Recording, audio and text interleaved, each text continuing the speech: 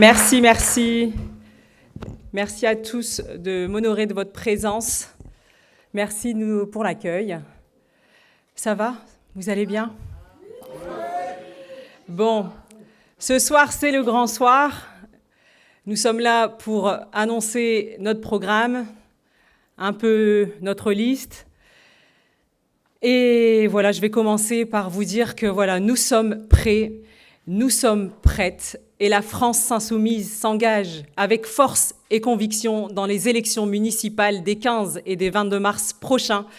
À Lille, à l'Homme et à LM, nous nous sommes préparés à cette étape avec méthode et sérieux, et nous avançons ensemble pour gagner.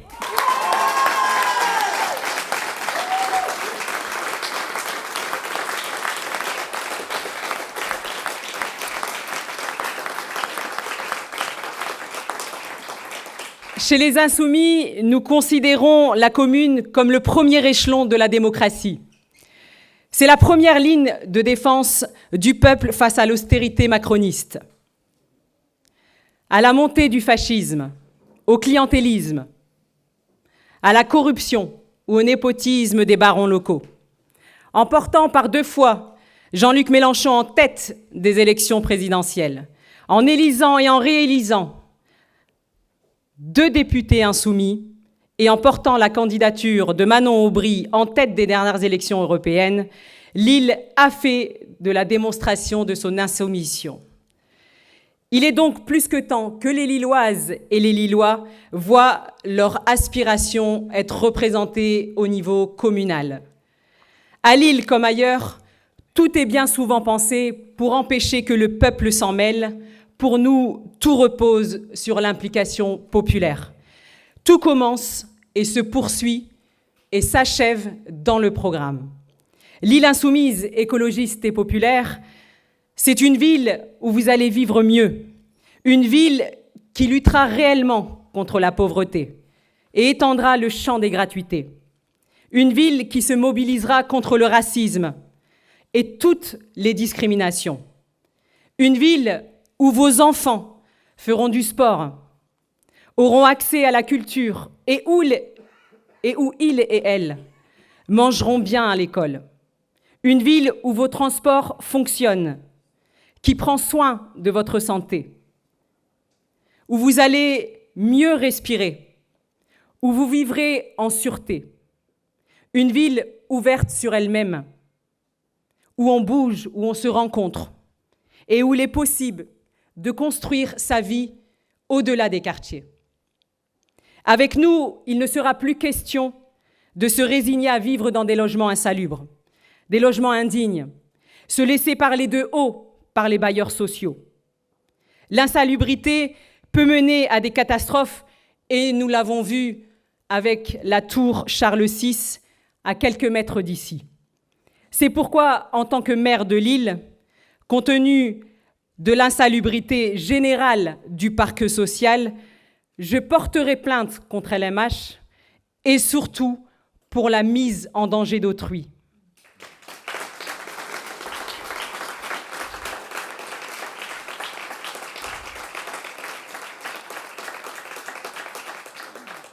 La pauvreté n'est pas une fatalité.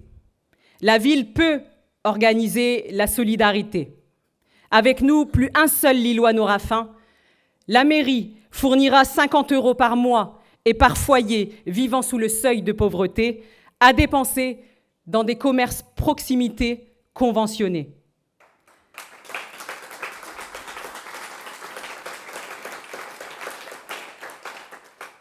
Dans la métropole, 3000 personnes vivent à la rue. 17 en sont mortes en 2024. Maire de Lille, je prendrai des arrêtés anti-expulsion, des réquisitions des logements vacants. Plus une personne ne dormira dehors parce que je tiens Emmanuel Macron et l'inaction de l'État comme responsable des morts de la rue.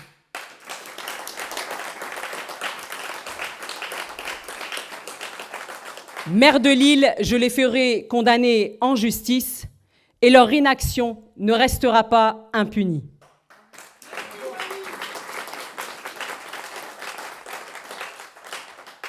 Nous tournerons la page de Lille 3000 et nous soutiendrons nos acteurs culturels locaux. Lille regorge d'artistes qui ne demandent qu'à briller. Nous organiserons un grand festival lillois dans tous les quartiers, avec les habitants. Et comme disait Aznavour, tous les artistes ne demandent qu'à être en haut de l'affiche. Enfin, nous serons une équipe qui mettra fin au cycle de bétonisation permanente de notre ville. Lille et ses habitants et tous les quartiers ont besoin d'espaces verts. Je veux un grand parc à la friche Saint-Sauveur, sans construction. Et comme à Berlin, Saint-Sauveur sera le Temple of lillois.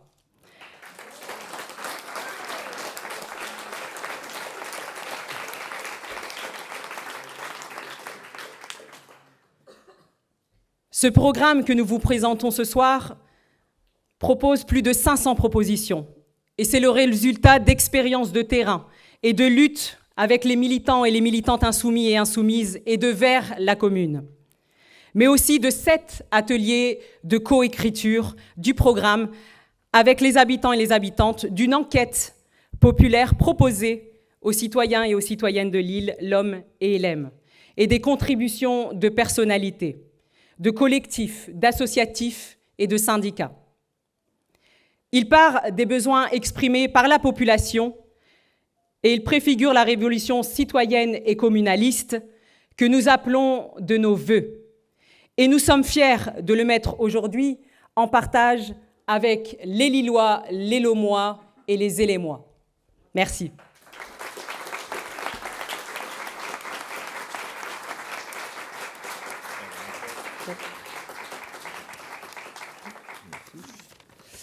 Bien, bonsoir à toutes et tous. Je suis Lucas Fournier, je suis tête de liste pour la liste LM Insoumise Écologiste et Populaire LM et second sur la liste de la future maire, la Waria Adouche, la liste Lille Insoumise Écologiste et Populaire. Je vous remercie d'être venus ce soir pour notre conférence de presse de présentation du programme. Je remercie la presse évidemment d'être présente, également les militants insoumis qui sont venus en nombre. C'est quand même une conférence de presse, hein, vous l'avez bien compris, pas un meeting. Vous l'avez constaté comme nous, notre ville elle est traversée par une urgence sociale qui est absolument affolante. Dans le passé, les communes ont joué le rôle d'incubateur de solidarité, avec l'extension du domaine du service public, l'invention du logement HLM, la création des premières mutuelles ouvrières ou encore l'expérimentation du RMI. Nous voulons aujourd'hui que nos villes, nos communes, comme c'est le cas ici à Lille, rejouent ce rôle politique d'organisatrice de la solidarité.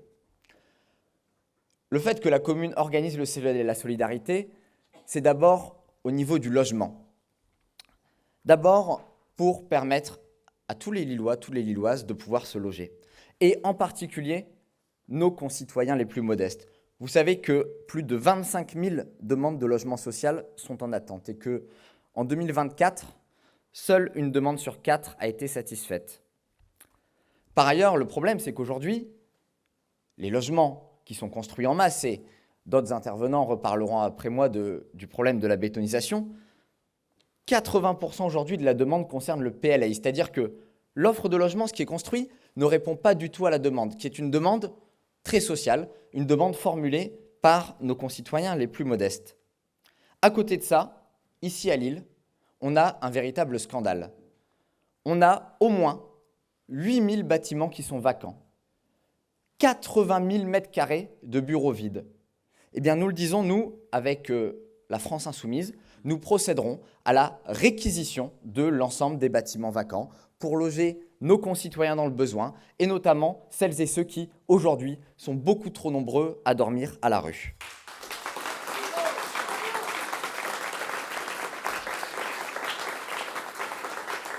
Quand je pense à nos concitoyens dans le besoin, et je vais en dire un mot rapidement, je pense par exemple à celles et ceux qui ont encore hier interpellé la mairie de Lille, dont l'inaction est absolument affolante. Je parle des mineurs non accompagnés. Vous savez, ces mineurs qui sont aujourd'hui depuis des mois dans une incertitude totale parce que le département a refusé de reconnaître leur minorité, alors même qu'à l'issue du recours, 80% de ces mineurs ont vu une reconnaissance de leur minorité. Nous pensons évidemment que la ville de Lille, elle doit jouer de tout son poids politique pour entamer un bras de fer avec les pouvoirs publics qui ne font rien, avec l'État, avec le département, mais aussi avec le rectorat qui refuse encore et toujours leur scolarisation. Nous mettrons en place, et c'est une de nos grandes mesures du programme, une brigade du logement digne. Que fera cette brigade? Elle luttera aujourd'hui contre un fléau qui pourrit la vie de nos concitoyens. C'est l'insalubrité massive des logements.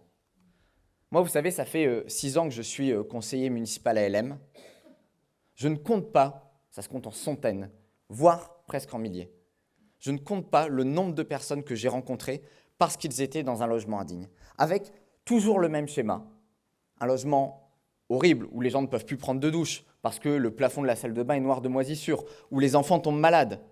Des gens qui font la démarche auprès des services d'hygiène, les services d'hygiène qui reconnaissent eux-mêmes l'insalubrité du logement, mais derrière le bailleur qui ne fait rien. Pourquoi il ne fait rien? Eh bien parce qu'aujourd'hui, la ville ne contraint pas les bailleurs qui se comportent véritablement comme des voyous à entretenir les logements. Eh bien, nous le disons, avec la brigade municipale pour le droit au logement digne, la fête est finie. C'est-à-dire que les bailleurs auront l'obligation d'entretenir leur logement. Cette brigade du logement, elle diagnostiquera et, comme l'a dit la Waria, elle traînera en justice les bailleurs qui ne respecteront pas la loi, parce qu'avec nous, on respecte les règles.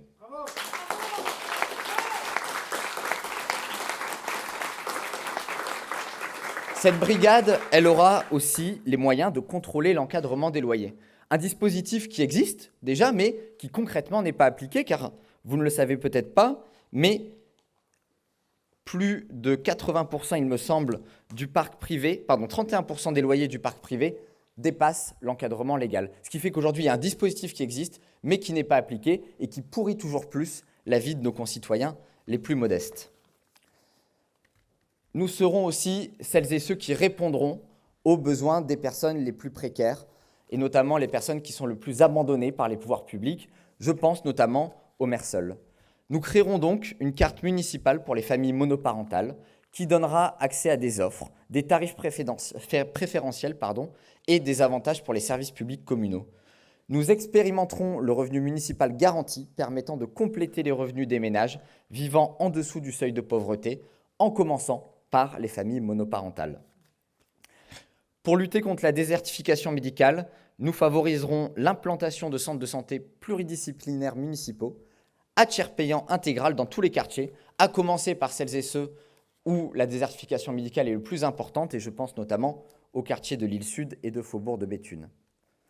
Enfin, Lille sera une ville refuge qui combattra le racisme, le sexisme et toutes les dominations. Nous mettrons en place des lieux d'accueil pour signaler et accompagner notamment juridiquement les victimes de discrimination.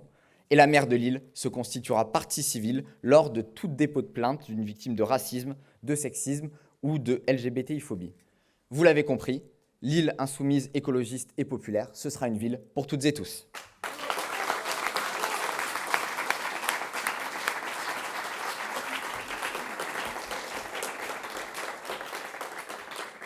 Eh bien, bonsoir à toutes et tous. Merci aux journalistes d'être venus assister à cette conférence de presse qui consiste à vous présenter notre programme, la Waria l'a dit, 500 propositions, parce que vous le savez, à la France Insoumise, lorsqu'on décide de mener une bataille électorale, c'est d'abord et avant tout à partir d'un programme. Et c'est donc une étape particulière de la campagne qui est celle de la sortie du programme. Une étape particulière puisque nous observons aussi la fébrilité de certains de nos adversaires dans la campagne. Je pense par exemple à celui qui nous sert d'intérimaire sortant, bientôt sorti, qui visiblement est en mal d'idées et peut-être en panique électorale, puisqu'il a passé ces dernières semaines à reprendre à toute vitesse certaines idées que nous avions mises en circulation et qui vraisemblablement portent loin dans cette campagne et dans le cœur des Lillois. Je parle par exemple du stationnement payant, cette taxe sur les pauvres que les socialistes se sont empressés de mettre en place et où visiblement ils sont désormais mal à l'aise puisqu'il s'agirait de faire marche arrière. La politique du moonwalk, ce n'est pas la nôtre. Ceci étant dit, et pour ne pas faire Trop long, je vais suivre le texte avec ce que je dois vous présenter, à savoir la partie qui concerne notamment l'école et la jeunesse. La ville est l'espace dans lequel s'organise notre quotidien et celui de nos enfants. Écoles, associations, structures sportives, aide aux personnes âgées, culture, sûreté. Tant de services de proximité indispensables, aujourd'hui menacés par le macronisme austéritaire et leurs complices socialistes. À Lille, l'homme et l'EM, nous avons droit à des services publics municipaux performants et nous devons aider les associations qui rendent possible la vie de tous les jours et bien souvent sont contraintes à se substituer à nos services publics malheureusement défaillants. Ces élections municipales sont donc l'occasion d'en finir avec l'hypocrisie socialiste. Oui, je le dis ce soir, le maire de Lille est aujourd'hui le responsable des suppressions de postes à Lille dans l'éducation nationale. Il a soutenu publiquement la non-censure et ce faisant, il a avalisé la suppression de 4032 postes dans l'éducation dans tout le pays, dont 455 dans l'académie de Lille qui est la plus touchée de France, 190 dans les collèges, dans les lycées, et 265 dans les écoles primaires et dans les écoles maternelles.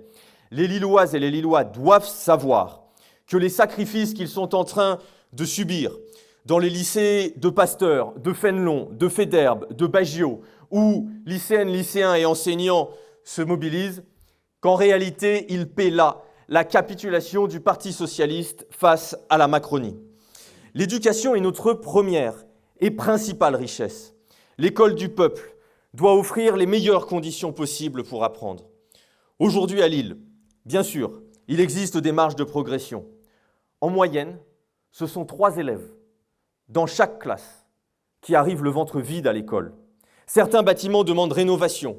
L'aide aux devoirs mérite d'être développée. Il est primordial de prendre en charge ce qui manque aux enfants pour bien apprendre. C'est pourquoi nous irons, et c'est la proposition de notre liste, vers la gratuité totale de la cantine avec des produits à 100% bio et la garantie d'une alternative végétale pour l'ensemble des repas. Nous organiserons la gratuité intégrale du périscolaire et la mairie pèsera de tout son poids auprès du rectorat pour faire baisser les effectifs des élèves par classe, refuser ces fermetures et augmenter les brigades des remplacements d'enseignants.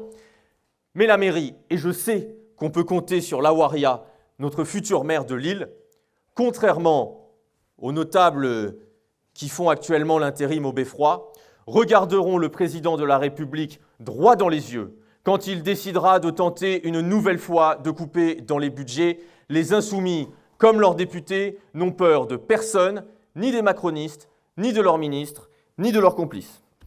Nous voulons ainsi garantir à toutes et tous l'accès à la petite enfance, aux loisirs, à la culture, à l'éducation, quels que soient les revenus des familles ou leur quartier d'origine.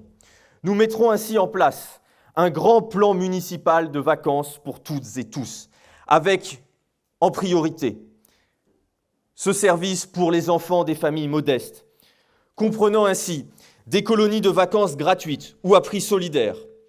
Ce dispositif sera co-construit en concertation avec les centres sociaux et les clubs de sport, trop longtemps laissés de côté.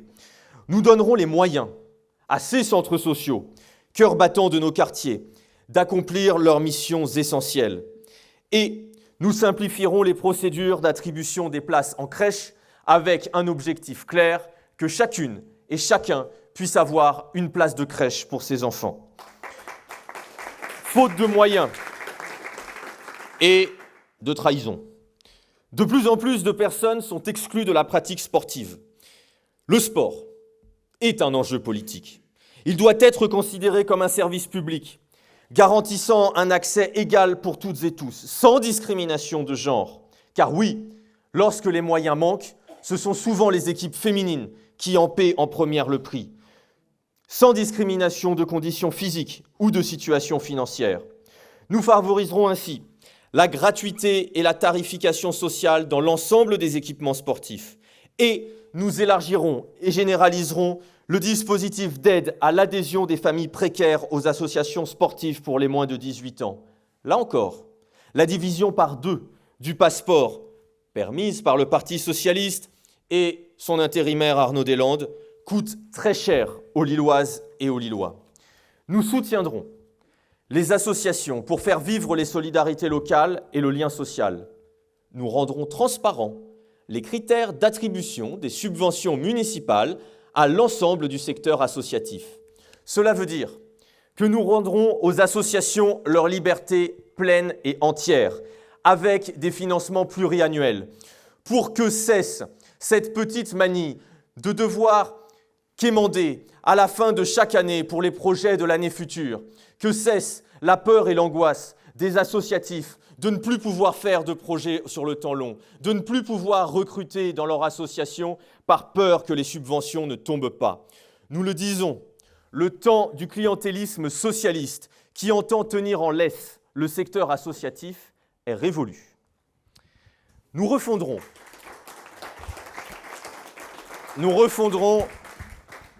car il s'agit d'un service public au service des habitantes et des habitants. Nous refondrons la police municipale de la cave au grenier. Elle doit être de proximité, œuvrant à la lutte contre les discriminations, à la sûreté, à la prévention et à la tranquillité des habitantes et des habitants. Chaque mot est pesé. Elle doit être formée au dialogue et à la désescalade, sans armement létal, ni aujourd'hui, ni jamais. Elle doit rendre compte de son action devant les habitants. Bref, nous ne voulons pas, comme certaines candidates l'imaginent, une police surarmée de cow-boys. Nous voulons un service pour les habitants et à leur service. Enfin, nous voulons mettre fin à l'isolement des seniors. Nous développerons le transport à la demande pour les personnes âgées et nous créerons une maison de la personne âgée, animée par des professionnels, favorisant l'échange intergénérationnel à travers des projets artistiques, culturels, sportifs, dotés d'un centre de ressources et d'espaces de rencontre. Personne dans l'île insoumise, écologiste et populaire ne sera oublié et abandonné, des enfants, des crèches, des associations, jusqu'aux personnes âgées. Vous ayant maintenant présenté cette partie du programme et un extrait des mesures, il y en a 500, nous allons tour à tour vous en présenter un certain nombre, mais rassurez-vous, nous ne serons pas exhaustifs. J'en profite pour vous dire que le programme est disponible dans son intégralité sur l'îleinsoumise2026.fr. Je veux dire un mot particulier avant de passer la parole à la personne suivante. La personne suivante, comme le seront l'offensive à leur tour, n'est pas une insoumise. La prochaine oratrice est une militante de cœur, engagée, une combattante à qui il est difficile aussi de faire baisser les yeux. Nous avons le plaisir de l'accueillir aujourd'hui dans notre collectif, sur notre liste, et de lui permettre de présenter une partie du programme. Alors je voudrais que les militantes et les militants dans la salle accueillent chaleureusement celle qui est cofondatrice et coprésidente de plusieurs associations écologistes et qui est historiquement, depuis le début, et particulièrement impliquée dans la défense de la friche Saint-Sauveur. Bénédicte Vidaillet, c'est à toi.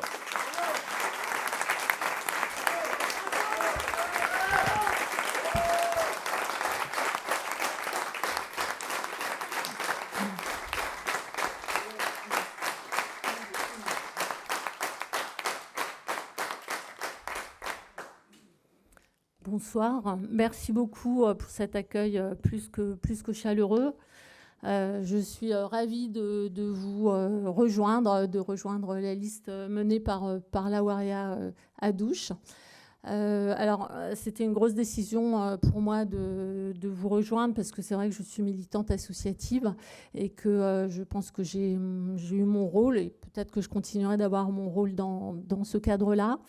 Mais je vous rejoins parce que je crois que, alors je n'ose pas dire le changement c'est maintenant parce que bon, ça va nous rappeler des mauvais souvenirs, mais c'est vrai, je crois vraiment que le changement c'est maintenant ou jamais, dans la mesure où là on est dans une époque cruciale, on est que ce soit au niveau de la politique nationale ou que ce soit au niveau de la situation écologique, qui évidemment est une grosse préoccupation pour moi, que ce soit au niveau social. Voilà, donc moi en tant que militante associative alors à Lille, je suis engagée depuis 10 ans sur la défense de la friche Saint-Sauveur. Ça a commencé en 2016 avec le collectif Faites la friche.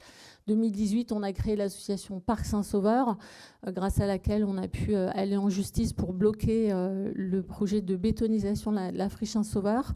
Mais voilà, là, je crois qu'il est temps que ça change, il est temps qu'on ait un relais politique, et donc c'est dans ce cadre-là que je rejoins la liste de la Waria. Voilà.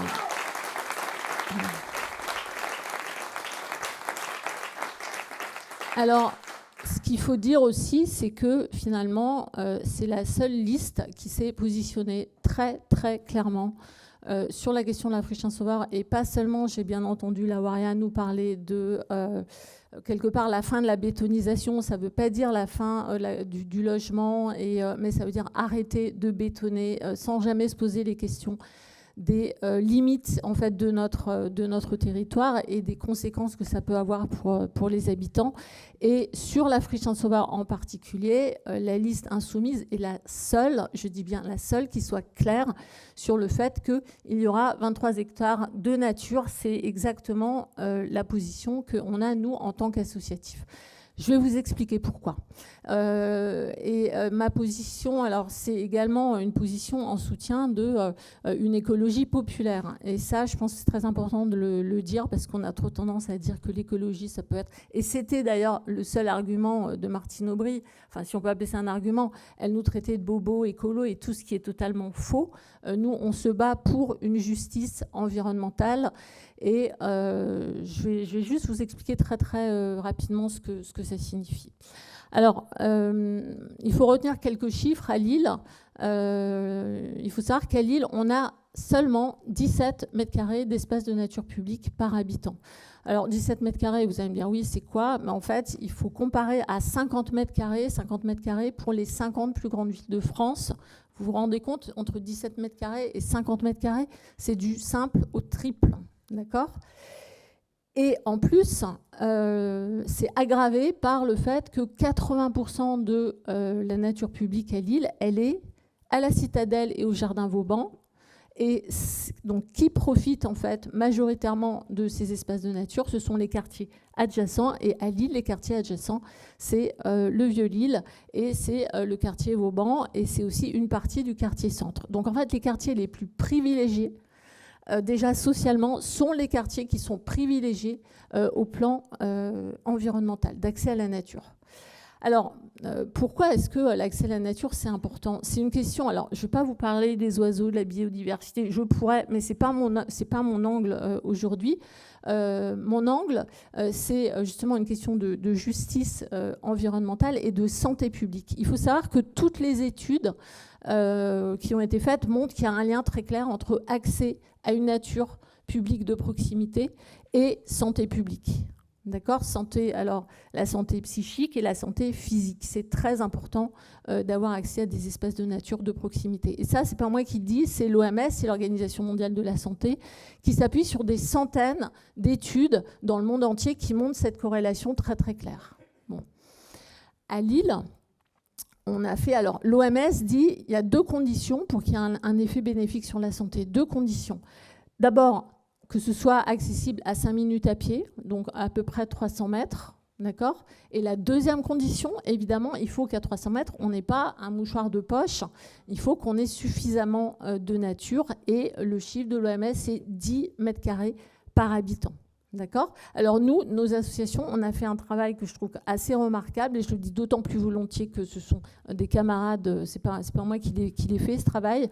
On a cartographié justement sur toute la métropole quelle est la distance moyenne et à quoi accèdent en fait en termes de nature publique les habitants de la métropole.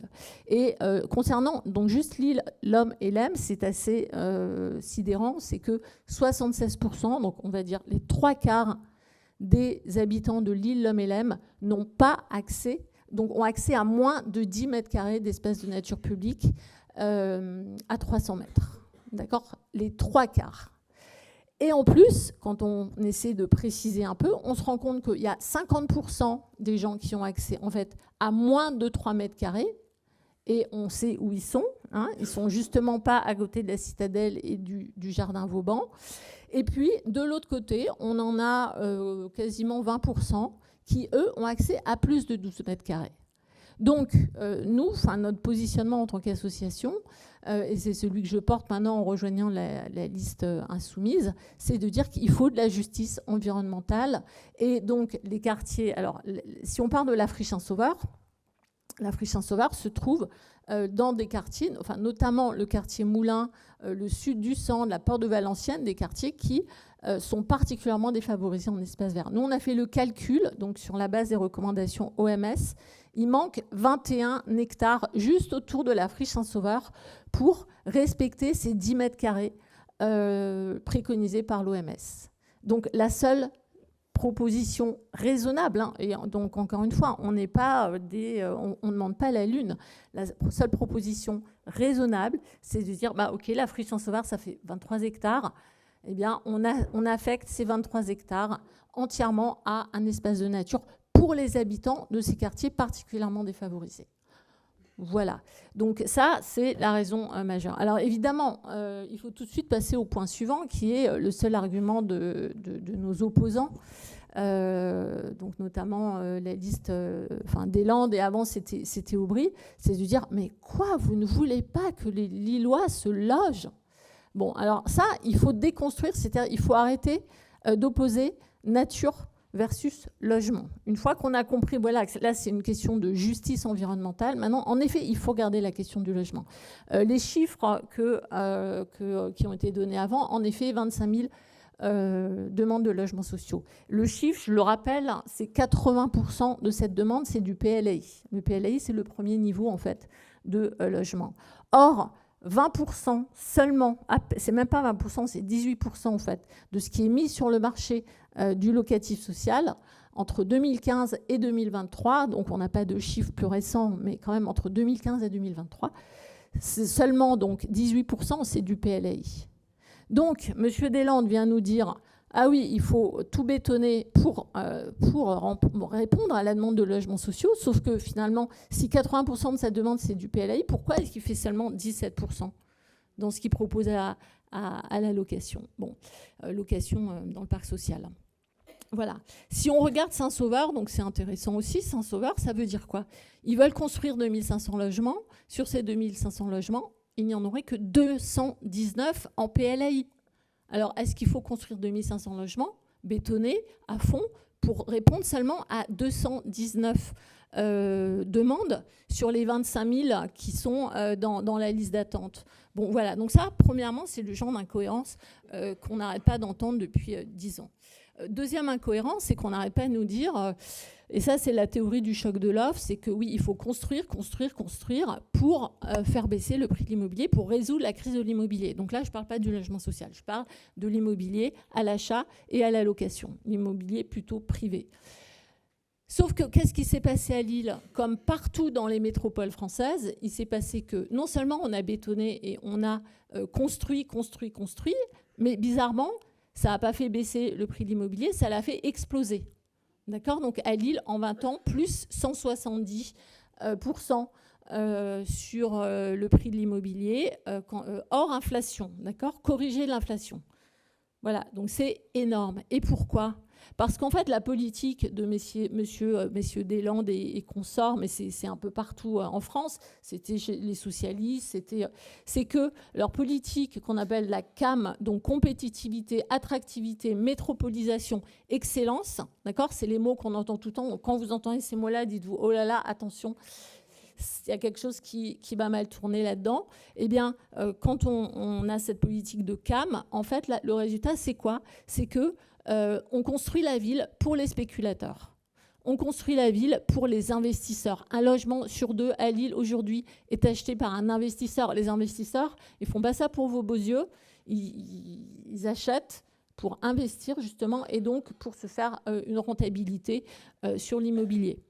Voilà. Donc tant qu'on ne changera pas cette politique de CAM, et donc ça veut dire derrière, et je crois que vous allez en parler, en tout cas c'est abordé dans le programme, sur la remise en cause aussi de la métropolisation et cette politique d'attractivité du territoire, c'est-à-dire tant qu'on se dit on fait le territoire pour les investisseurs, pour les creative class, vous savez c'est toute une idéologie voilà, qu'on a beaucoup entendue, et pas pour les habitants qui vivent tous les jours, et ben en fait on va continuer à faire exploser le prix de l'immobilier. Ça, c'est le deuxième argument. Et le troisième, après, j'arrête, par rapport à la question du logement, mais elle est importante, c'est que les socialistes et d'autres nous ont dit ah ben oui, mais nous, en fait, on est plus écolo que vous parce que nous, on construit la ville sur la ville pour préserver les terres agricoles et naturelles. Ah, très bien. Alors, allons regarder les chiffres. Eh bien, il faut voir que dans le plan local d'urbanisme, le premier plan local d'urbanisme de l'AMEL, la consommation de terres agricoles, ça a été 1500 hectares. Et là, on est au plus 3. Et ce qui est prévu, c'est 1038 hectares encore de terres agricoles et naturelles qui sont prévues pour l'urbanisation. Alors, c'est quoi ce truc? Donc, non seulement on construit dans la ville, on bétonne en fait la moindre parcelle qui reste, mais en plus, on bétonne à l'extérieur sur ces terres agricoles. D'accord? C'est ça en fait la réalité. Donc, c'est pas que on construit d'un côté pour épargner l'autre, c'est qu'en fait, on fait les deux. Et pourquoi? C'est parce que c'est la même logique. C'est quoi la logique? C'est toujours cette foutue logique de métropolisation. La logique de la métropolisation, c'est que quand vous faites grandir la ville-centre, vous faites grandir toutes les infrastructures autour. Et c'est comme ça que vous prenez des terres agricoles pour construire à Marquilly. Donc on a des camarades qui sont en lutte contre un entrepôt XXL pour Heineken. On a des camarades qui luttent contre l'extension de l'aéroport de Lille, pareil, sur des terres agricoles et naturelles. On a des camarades qui sont allés au tribunal pour contester la Lino, donc cette nouvelle route qui contourne le sud de Lille, toujours sur des territoires, des terres agricoles et naturelles, et encore pire que ça, sur ce qu'on appelle les champs captants qui réalimentent la nappe phréatique et qui, normalement, sont en zone d'hypervulnérabilité. Voilà, c'est ça, en fait. Donc, tant qu'on fait la métropolisation, on construit et l'intérieur et l'extérieur, et donc on bétonne tout. Voilà, et donc moi, si je rejoins la liste des insoumis, c'est parce que j'ai entendu qu'il y avait la possibilité de remettre ça en cause, de prendre un tournant. Je pense que c'est courageux, d'ailleurs j'ai entendu beaucoup de choses très courageuses dans le programme, et je pense que, vu la situation, il faut être courageux, ou sinon c'est pas la peine. Voilà. Merci.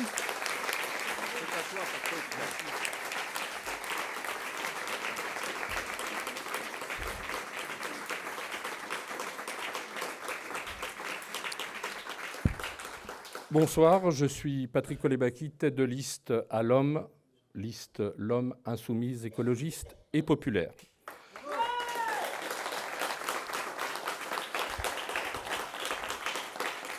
Alors je vais vous parler d'un sujet très important pour notre métropole, les transports publics. La métropole de Lille connaît une forte circulation automobile produisant un air de mauvaise qualité et de nombreux pics de pollution ayant des conséquences sur le réchauffement climatique et la santé des habitants. Il nous faut donc développer un service de transport public accessible à toutes et à tous. Or, le transport public est une compétence métropolitaine que l'AMEL délègue à une entreprise privée, Ilevia Keolis. Le résultat est plutôt scandaleux. Alors que le coût du ticket de transport n'a jamais été aussi élevé et la qualité de prestation du service métro jamais autant dégradée, Ilevia Keolis continue à ponctionner toujours plus les habitants de la métropole.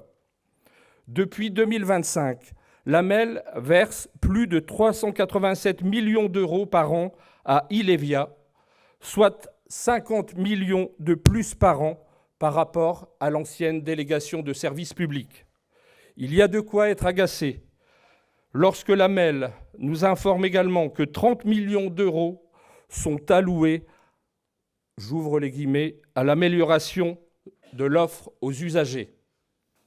Par ailleurs, depuis août 2025, le prix du ticket augmente de 3% tous les ans jusqu'à la fin du contrat de concession prévu jusqu'en décembre 2031. Tout ceci sans compter le coût des portiques antifraude, 60 millions d'euros sans aucune preuve d'efficacité. Cerise sur le gâteau, Keolis demande des compensations à la MEL pour faire face à l'augmentation des coûts de l'énergie. Tout ceci est un gigantesque gaspillage d'argent public pour un résultat plus que médiocre. Ilévia et la majorité métropolitaine doivent donc rendre des comptes aux Lillois, aux Lilloises, aux Lomois et aux Hellémois. Les transports collectifs sont des infrastructures trop indispensables à la vie quotidienne pour être abandonnés aux rapaces. La France insoumise et Vers la Commune ne peuvent pas laisser continuer ce racket social géant qui touche d'abord les plus précaires. Au titre de nos propositions en matière de transport public, nous planifierons le passage vers la gratuité des transports publics en commençant par les moins de 26 ans, les usagers disposant de faibles revenus et les personnes âgées isolées.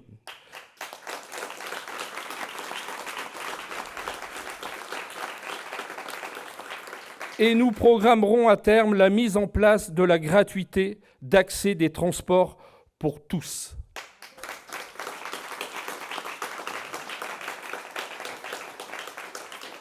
En cas d'alerte de pic de pollution, nous déclencherons immédiatement la gratuité des transports publics sans attendre la mise en place de la circulation différenciée par le préfet du Nord.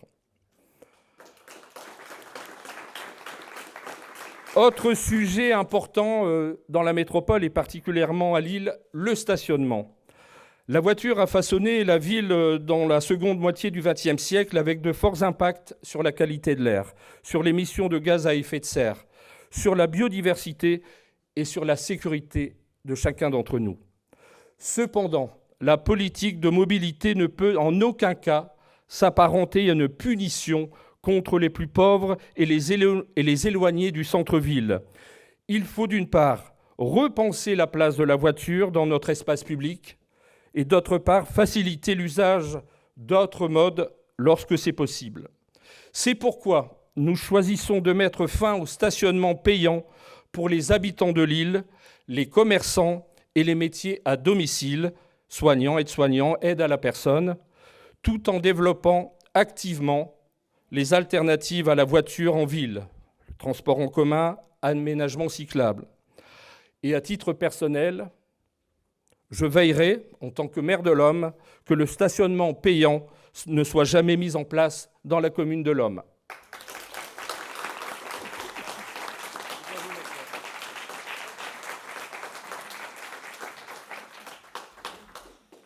Bonjour à toutes et à tous. Nous, on va vous parler. Donc, moi, c'est Victor Aitouche et moi, je suis Caroline Vast. On vous parle au nom de. Aïe, aïe, aïe. Du coup, on vous parle au nom de Vers la Commune. On est présent et présente sur la liste de Laouari Hadouche. Et sur la liste de Patrick Colibaki à l'Homme. On a également un camarade et moi dans le public qui est sur la liste de Lucas. Bref, on est partout. On vous parle aujourd'hui donc, au nom de Vers la Commune, notamment donc, un parti fédéré à l'offensive qui, depuis 2021, travaille à la construction d'un projet de société communaliste basé sur le modèle de l'écologie sociale. Donc l'écologie sociale, c'est une doctrine politique qui met en lumière la crise écologique au travers de la domination de la nature comme étant constitutive à la domination sociale des uns et des unes sur les autres. On ne pourra pas sortir de ces crises, qu'elles soient écologiques ou sociales, sans abolir toutes les formes de domination, que ces formes de domination s'exercent par le racisme, l'islamophobie, l'antisémitisme, le sexisme, et bien entendu par le modèle capitaliste qui est la cause même des crises écologiques et sociales que nous subissons. Il nous faut créer une société fondée sur l'unité et la diversité, dans la diversité et la complémentarité. Le communalisme, aussi appelé municipalisme libertaire, c'est l'application concrète de l'écologie sociale. C'est la méthode pour transformer la société et sortir de ces crises. Nous œuvrons à la construction d'une société où les décisions politiques et économiques sont prises de façon démocratique, où les richesses et les moyens de production appartiennent au plus grand nombre, une société où chacun et chacune vit dignement. En tant que communalistes, nous considérons la commune comme le principal échelon de transformation sociale et écologiste. Notre objectif à court terme est de mettre un coup d'arrêt aux politiques néolibérales et d'engager une révolution citoyenne et communaliste pour que les habitants et les habitantes exercent directement le pouvoir plutôt que de le déléguer. Dans ce cadre, il nous a semblé évident de proposer la rédaction d'un programme avec les habitants et les habitantes. Ce programme a permis de compléter le gros travail déjà entamé par les camarades de la France Insoumise. Depuis des années, Lille, l'Homme et LM subissent une politique de notables, une mise en concurrence des territoires au profit des bourgeois.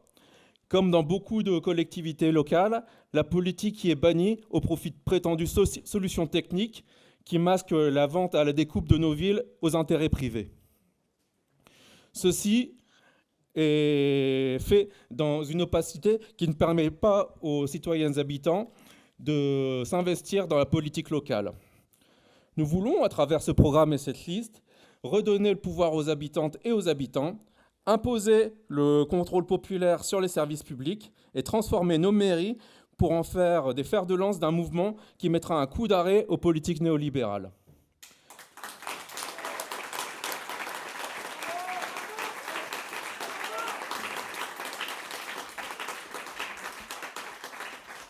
Je vais laisser la parole à ma camarade qui va vous expliquer comment nous avons travaillé sur l'élaboration de notre programme. Nous l'avons voulu comme un levier communaliste à l'échelle de nos quartiers et pensé avec, par et pour les habitantes et les habitants.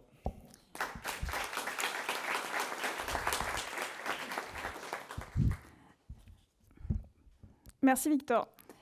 Pour élaborer notre programme communaliste, nous avons déployé une méthode de travail qui s'est traduite en 7 ateliers.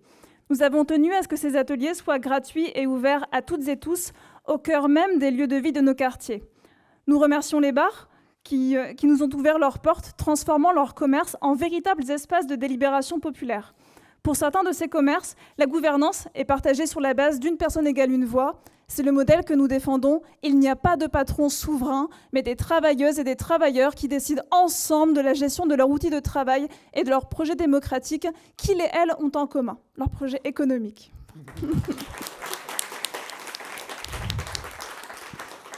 Pour vous raconter un atelier, ça se déroulait le samedi après-midi de 14 à 18h. Un atelier démarre avec une table ronde composée d'intervenants et d'intervenantes qui témoignent sur un sujet qui nous concerne toutes et tous. Par exemple, pour l'atelier sur l'écologie et l'alimentation, nous avions un militant de Réseau Salariat venu défendre le projet de la sécurité sociale de l'alimentation en discussion avec une sociologue de l'EHESS qui, elle, expliquait le virage depuis les années 70 sur le traitement politique de nos institutions à propos de l'écologie. Elle nous racontait que nos institutions sont passées du traitement de la question de l'écologie comme liée à des contraintes environnementales et petit à petit, les institutions, au lieu de s'occuper des contraintes environnementales, s'en allaient parler de sensibilisation individuelle à propos de l'écologie. En gros, pendant qu'on fait les petits gestes de compostage et de tri des déchets, les industriels continuent de polluer nos sols et rendent nos terres incultivables et notre air toxique. 2 poids, 2 mesures, on connaît maintenant le refrain.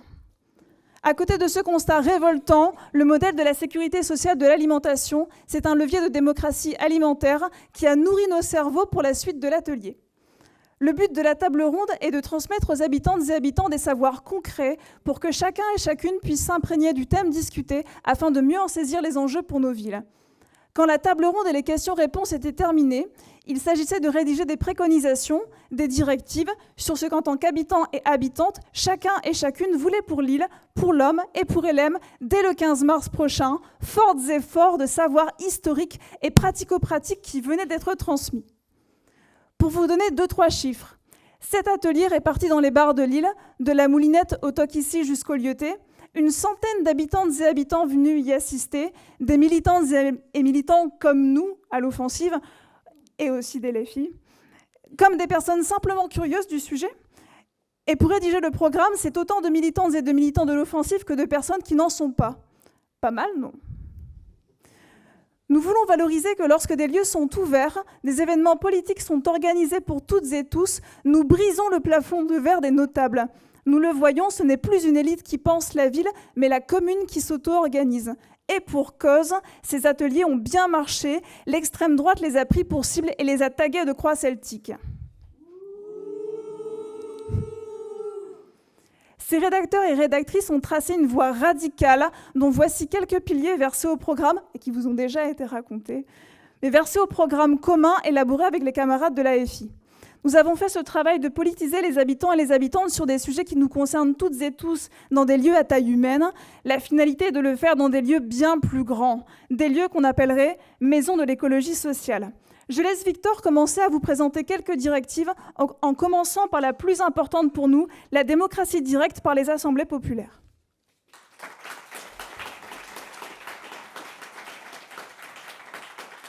Merci Caroline. Alors, une de nos mesures phares, celle qui, selon nous, va changer beaucoup de choses à Lille, à l'Homme et à LM, c'est l'Assemblée populaire. Et la création des maisons de l'écologie sociale dans chaque quartier. Ce ne seront pas des guichets administratifs, mais nous les voyons comme le cœur battant de notre démocratie.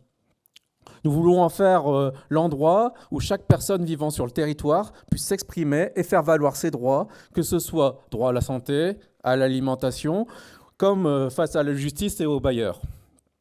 Nous les pensons comme des lieux de vie, de discussion et de sociabilité, plutôt que comme d'austères accueils administratifs. Ces endroits habiteront des assemblées populaires.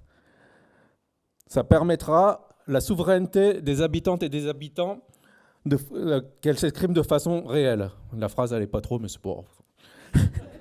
L'Assemblée populaire devient un organe souverain de la ville, ouvert à toutes et à tous, dès 16 ans, sans condition de nationalité, doté d'un budget participatif et d'un droit de veto des 2/3 sur les décisions du conseil municipal. Elles décideront et proposeront sur le principe une personne égale une voix.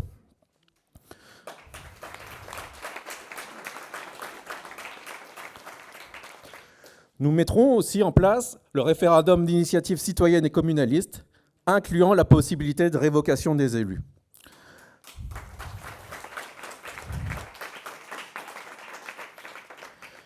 Les élus vers la commune ne seront que les exécutants et les porte-parole des décisions prises collectivement. Ils signeront une charte les engageant à respecter leur propre révocation si 10% des électeurs le demandent. Pour nous, nos mandats seront révocables immédiatement et impérativement. C'est aussi l'un des piliers fondamentaux de la tradition communaliste.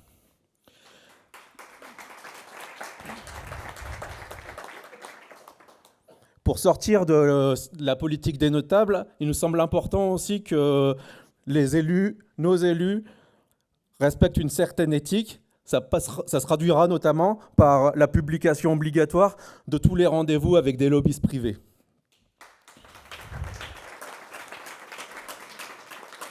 Tout à l'heure, on parlait aussi de métropolisation.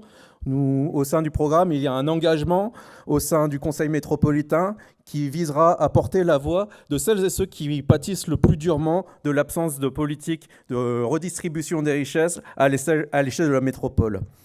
Les habitantes et les habitants des quartiers populaires, les demandeurs de logements sociaux sans réponse, les minorités discriminées et ségrégées, et les perdants et les perdantes de la métropolisation.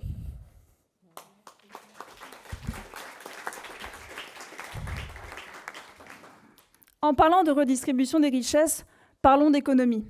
Le communalisme, c'est aussi reprendre les moyens de production. Pour nous, les sociétés coopératives sont la priorité absolue. Vous savez, les coopératives, là où chacun et chacune décide, là où il n'y a pas de patron souverain pour prendre les décisions pour tout le monde. Et ça crée un véritable double pouvoir dans ce modèle économique démocratique. Tout le monde décide.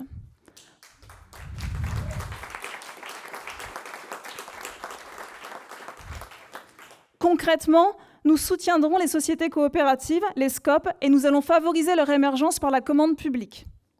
Sur la foncière commerciale, nous proposerons des loyers symboliques et des subventions massives qui vont permettre aux petits commerces comme les librairies, les boulangeries, les maraîchers ou encore les cafés coopératifs de s'installer ou de se maintenir.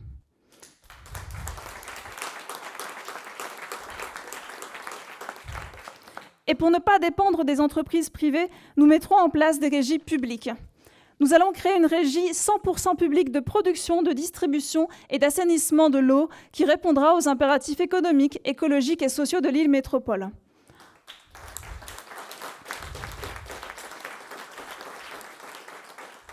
En plus d'une régie publique de l'eau, nous créerons pour de nouveaux services publics et pourvoyeurs d'emplois, des garages, des centres vétérinaires, des fermes ou encore des ateliers de transformation. Ces régies garantiront le meilleur statut à ces salariés et seront soumis au contrôle des usagers et des usagères.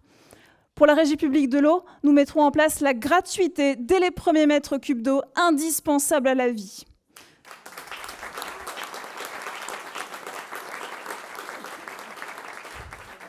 Nous ferons de cette nouvelle régie publique un outil encourageant la sobriété, favorisant l'agriculture biologique sur les champs, en garantissant par exemple l'utilisation de la production dans la restauration collective.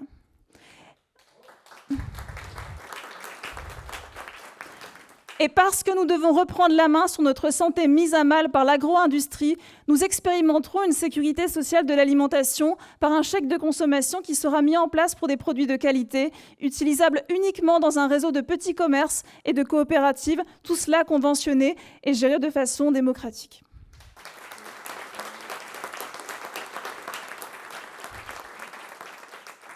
Enfin, parce que les questions économiques se jouent dès le début de notre orientation scolaire et professionnelle, nous allons briser le cycle de l'orientation subie. Nous créerons le service municipal d'immersion permanente. Ce service cartographiera tout le tissu économique local pour permettre à chaque habitante et habitant de découvrir les métiers et les employeurs à proximité de chez soi. Ces immersions seront soutenues par des bourses d'émancipation professionnelle pour les plus précaires. Parce qu'il nous faut décloisonner l'hérédité sociale qui montre que les enfants de cadres ont 2 fois plus de chances de faire des études longues que les enfants d'ouvriers, et qu'il nous faut briser également le plafond de verre des aspirations des jeunes qui montrent que les jeunes enfants d'ouvriers s'interdisent très tôt des métiers qu'ils et elles considèrent comme étant pas faits pour elles et eux. Ces jeunes vont plutôt se saisir des métiers par défaut, crus comme les seuls à leur portée, faute de connaître des alternatives à la hauteur de leurs aspirations. En rendant les métiers visibles et accessibles par l'expérience directe de l'immersion professionnelle, on ne fait pas que de l'orientation, on fait de la désaliénation. On redonne aux jeunes le pouvoir de décider de leur vie. Pour des choix éclairés, il nous faut faciliter la rencontre physique du métier, aller sur le terrain au plus proche, d'offrir ce droit à l'exploration sans le faire dépendre d'un enjeu financier qui tient à la gorge les plus jeunes, les plus précaires, qui vont sélectionner le job alimentaire comme plan de carrière, faute de moyens pour aller vers leurs aspirations profondes. En novembre dernier, au World Economic Forum for Responsible Economy de Marc-en-Barœul, nous avons entendu le cri de 3 jeunes face à une assemblée de notables. Ils ont posé la question qui hante nos quartiers. Peut-on parler de liberté quand on n'a pas le choix de son avenir ? Ils ont dénoncé ce futur qu'on dessine sans elles et eux.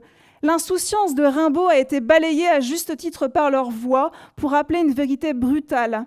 À 17 ans, aujourd'hui, on ne vous laisse pas léger. On vous empêche juste d'être pris au sérieux. À ces jeunes que l'on veut pousser de force dans les usines ou dans la précarité, nous répondons que la différence qu'ils et elles écrivent comme étant une honte n'en est pas une, elle est un moteur. Nous ne sommes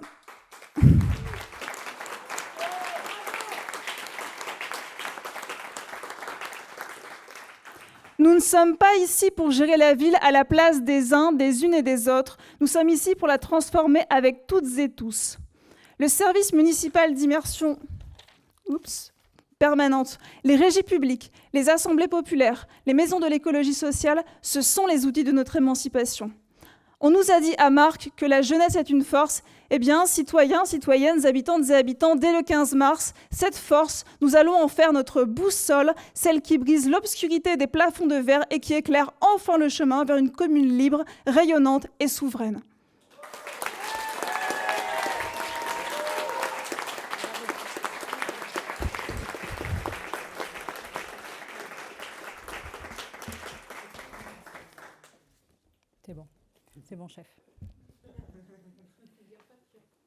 Exactement. Nous sommes tous chefs.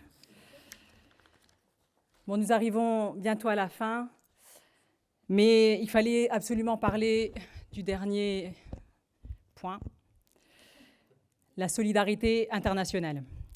Les Lilloises et les Lillois sont tournés vers le monde et se sont mobilisés ces dernières années contre la guerre et pour le respect du droit international, que ce soit en Ukraine, en Palestine, au Congo, au Soudan ou encore au Liban.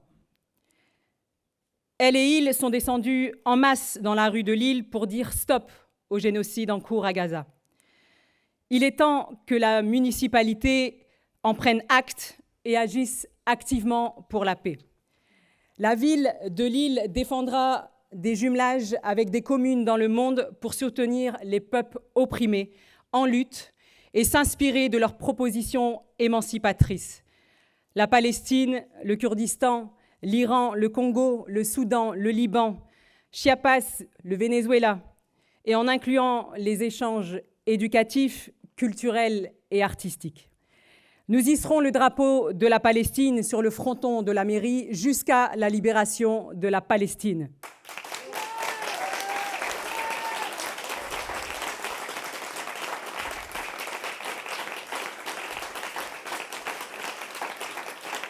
Et nous mettrons fin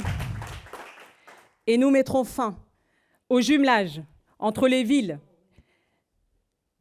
de Safed et d'Afsa en Israël, d'Haïfa en Israël. Nous nous engageons à ne pas contracter avec des entreprises qui participent à des violations graves des droits humains et du droit international, comme la colonisation en Palestine. Nous boycotterons les marques du génocide en cours à Gaza et les produits issus des colonies israéliennes en territoire palestinien. Elles ne seront plus servies dans nos cantines et ni présentes dans nos réceptions officielles.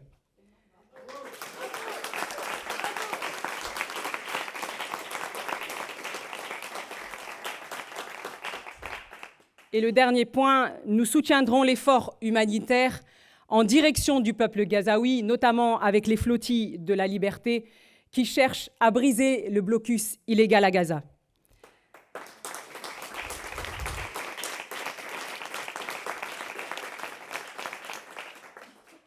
Ce que vous venez d'entendre aujourd'hui, ce n'est pas une liste de promesses, c'est un cap, une vision de ce que doit être une ville juste, digne et vivable. Parler de logement, ce n'est pas parler de béton, c'est parler du droit de vivre décemment. Parler de cantine, ce n'est pas parler de menu, c'est parler d'égalité et de dignité pour nos enfants. Parler de transport, ce n'est pas parler de lignes ou de chiffres, c'est parler d'accès à la vie, d'accès à l'emploi, d'accès à la ville.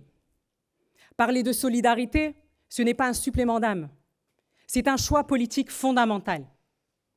Et derrière ces mesures que nous portons, il y a une idée simple.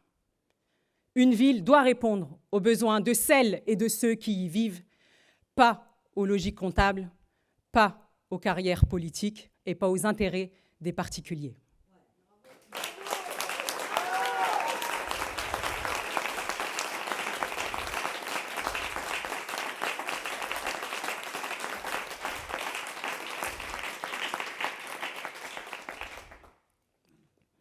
Vous le savez, notre programme est un programme de rupture, un programme réel, un programme qui a été construit à partir du terrain, des habitants et des habitantes et des urgences écologiques et sociales.